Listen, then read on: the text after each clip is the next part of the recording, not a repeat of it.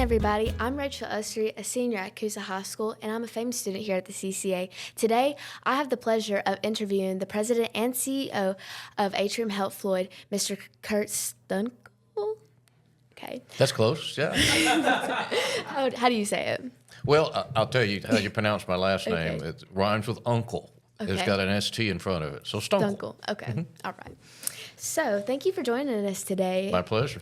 All right. So, I'm going to start with just asking you a bunch of random questions today just to get to know you so everybody can get to know you. Okay. All right. So, what's your favorite place to eat around here in Rome? My favorite restaurant, La Scala. I really love Italian food. Okay. What's the best concert you've ever attended? Well, the best concert? Well, that's a tough question. I've been to a lot of good and great concerts. I like country western music.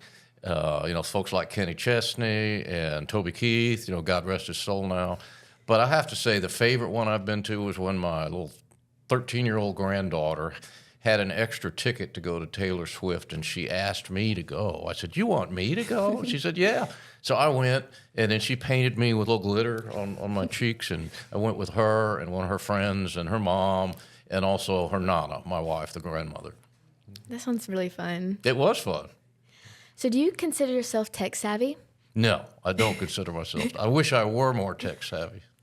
But, I get by. I got a dual monitor computer on my desk. I have a laptop I carry around. I've got a phone, doesn't everybody? But no, I'm not tech savvy.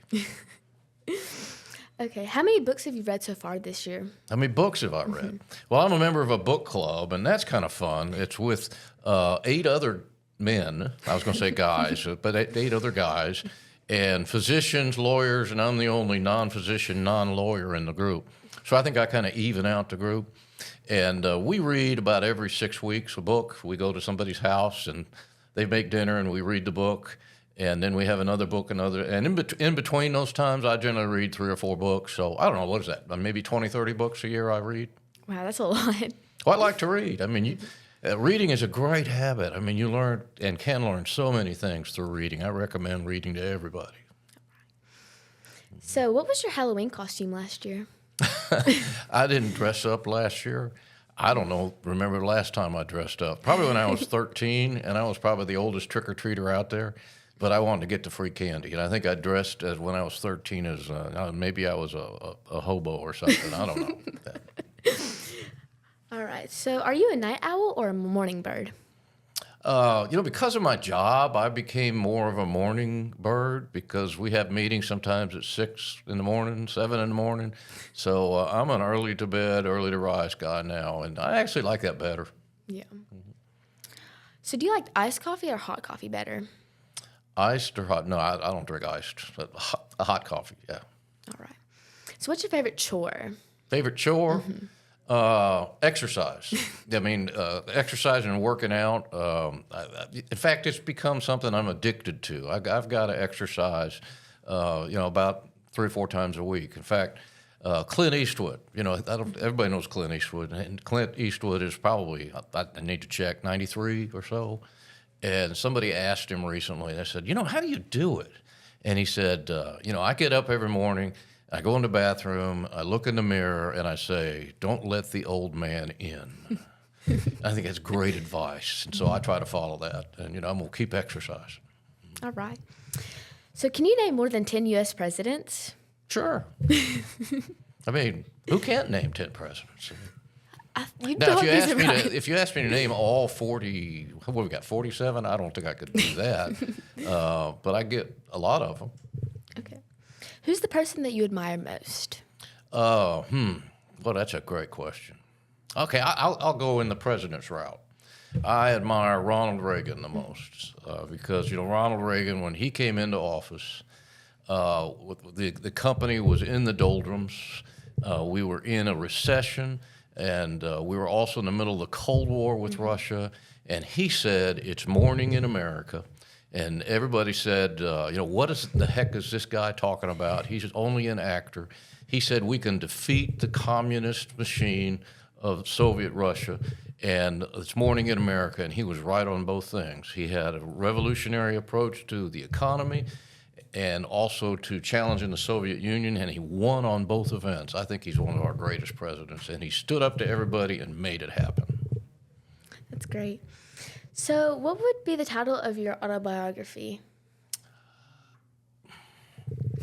How about I'm not writing an autobiography? That would be the title, because I just wouldn't do that. I mean, first of all, I think good writing is hard to do. You know, I read a lot. You asked me about reading, Rachel. And being a good writer is really difficult. So I just don't think I'd ever tackle writing my autobiography. And I think everybody, when you peel the layers of who a person is, how do you explain, you know, all of the things that you have experienced? And, you know, I think deeply about a lot of things, and I just wouldn't want to spend the time writing about it, honestly. So the title of my autobiography is I'm Not Writing It. Okay. So do you have a collection? A collection. You know, I wish I still had my baseball card collection, because when I was a young guy, this was a long time ago. I mean, baseball cards were, you'd go to the store, like go to the grocery store if I go with my mom when grocery shopping, or maybe I'd get a little extra money and I could run down the 7-Eleven and get a little pack of baseball cards, and they had the stale gum in them. And, you know, you eat the stale gum, which was terrible, and then collect those cards. And I did that for, I don't know, 5-6 years. And, God, they'd probably be worth a lot of money if I'd saved them, and I didn't. So that's a regret. And then I also have, but I still have these little Matchbox cars. And, gosh, they're 50 years old now. I still got those, but they're banged up because I used to play with them in the dirt. So, but I don't currently collect them.